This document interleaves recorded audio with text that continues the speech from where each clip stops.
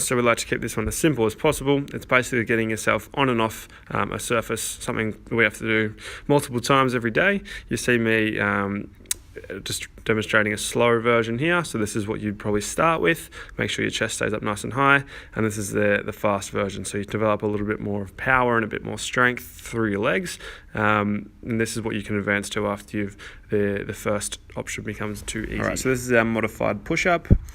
So we've got a sturdy surface, whether it's a kitchen bench, bathroom sink, pair of chairs against a wall. We've got our hips, knees and chest all in a straight line. Our elbows have a little bit of space between them and the ribs, but they're not flayed too far out. And we're trying to get the middle of our chest in line with the surface that we're pushing off. The step up, so you can pick any surface that is sturdy enough for you to step up onto. The first version is simply right, left, making sure both feet do touch the step, and as that becomes a bit too easy, you can add in this knee lift, as you see, so that comes straight off the ground into the air and back to the ground without touching the box. It's a progression for a couple of reasons, but mainly it challenges your balance a little bit more, which makes the muscles around your knee, ankle and hip work a little bit harder, and it also adds a little bit more cardiorespiratory effort into it. The grocery bag row, everyone's going green, so we're getting in the spirit. Basically, we are weighting a shopping bag and we are pulling it past our ribs. So the target of this exercise is your upper back, so your rhomboids, your lats, your rear deltoids, and perhaps a little bit of bicep. And pulling is quite a functional movement. And this is a good way to sort of get into a home exercise program without equipment, where otherwise we'd be relying on things like bands. I put a chair there for a bit of support so we can maintain, a decent posture while lifting off the weight. Make sure we're using just our back and not the rest of our body to compensate. The hip thrust. So for setting up, pick a chair or a bench or a couch that's somewhere near the line behind your knee. So if you stand next to it and it's around your knee height, that is probably perfect height for you. So the thrust is basically using our hamstrings and our glutes to extend our hips.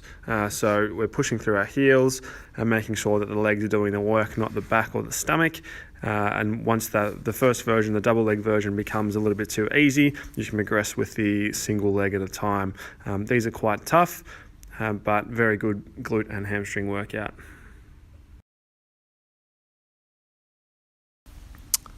Ab crunches. They're not super functional, but they still play a role. The abdominals are a muscle group and deserve to be strengthened and exercised like every other muscle in the body. This one's pretty safe and easy to remember. So make sure you try and get your shoulders and your head off the ground and you're sliding your hands up towards your kneecaps. Grocery bag bicep curls. Using the same bag that you used for the row, you can weight it however you like to make it appropriate for yourself. But the biceps play a decent role in being able to get your shoulder over your head and your arm in the air, which is quite important for things like stacking shelves and hanging out the line as you get a bit older. So this is obviously a target at the older adults. Make sure that we're standing nice and tall, elbows are tucked in, and hands finish above our shoulders. The straight arm plank. The straight arm actually is easier to do than the forearm, typically because you just have a bit more support of the upper body rather than just relying on the scapulars. While it might look advanced, as long as you can get down to the ground and off the ground safely, it's okay to do. Keep your hips in line with your shoulders and hold as long as you can tolerate.